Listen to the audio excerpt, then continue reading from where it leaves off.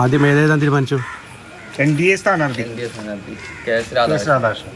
മതിലൊക്കെ book ചെയ്തുള്ള BJP പ്രവർത്തകരുടെ കാത്തിരിപ്പിന് വിരാമം. സ്ഥാനാർത്ഥി പ്രഖ്യാപനം വന്നതോടെ ചുവരെഴുത്തൊക്കെ തകൃതിയിൽ മുന്നോട്ട് നീങ്ങുകയാണ്. എത്രയും വേഗം എല്ലാ ചുവരുകളും എഴുതി തീർക്കാനുള്ള തത്രപ്പാടിലാണ് BJP പ്രവർത്തകർ. കണ്ടിന്യൂസ് ഞങ്ങൾ എഴുതിക്കൊണ്ടേയിരിക്കണാണ്. മറ്റുള്ളവരൊക്കെ ഏകദേശം 1-ാം റൗണ്ട് 2-ാം റൗണ്ട് വരെ കഴിഞ്ഞിരിക്കണം. നമ്മൾ ഫസ്റ്റ് പടി എടുത്ത് വെച്ചുള്ളൂ. താമര അടിച്ച് NDA സ്ഥാനാർത്ഥിയെ അടിച്ചു വെച്ചു. ആ പേരിനുള്ള വെയിറ്റ് ചെയ്താണ്. പേര് പ്രഖ്യാപിച്ചതിന് 9 വരെയൊക്കെ പ്രഖ്യാപിച്ചു. നേരം പുറത്തപ്പോൾ തന്നെ ഏകദേശം ഒരു 10-15 മതിൽ അടിച്ചു കഴിഞ്ഞു. ഒന്ന് സഹായിച്ചേക്കണം. കഴിഞ്ഞ ലോക്സഭാ തെരഞ്ഞെടുപ്പിൽ ആലപ്പുഴയിൽ മത്സരിച്ച് വോട്ട് വിഹിതം ഉയർത്തി. നിയമസഭാ തെരഞ്ഞെടുപ്പിൽ തൃപ്പൂണിത്തുറയിലും ഇറങ്ങി. ഡോക്ടർ KS രാധാകൃഷ്ണൻ 3-ാം അംഗം. സ്ഥാനാർത്ഥി പ്രഖ്യാപനത്തിന് പിന്നാലെ KS രാധാകൃഷ്ണൻ കളത്തിൽ. ഇന്നലെ രാത്രി തന്നെ ഇറങ്ങി. പ്രഖ്യാപനം വൈകി എന്ന ഒരു ഇതുണ്ടോ? കാരണം മറ്റുള്ളവർ ഓടി കുറെ ആയി.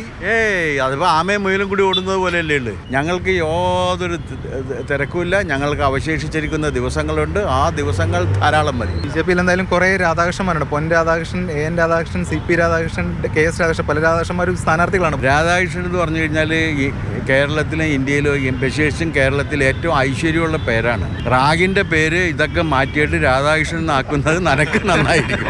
കനത്ത ചൂടാണ്. തീയിൽ കുരുത്തത് വെയിലത്ത് പാടുക. ക്യാമറമാൻ മൽഘോഷിനൊപ്പം S രാഗിൻ, മാതൃഭൂമി ന്യൂസ്, കൊച്ചി.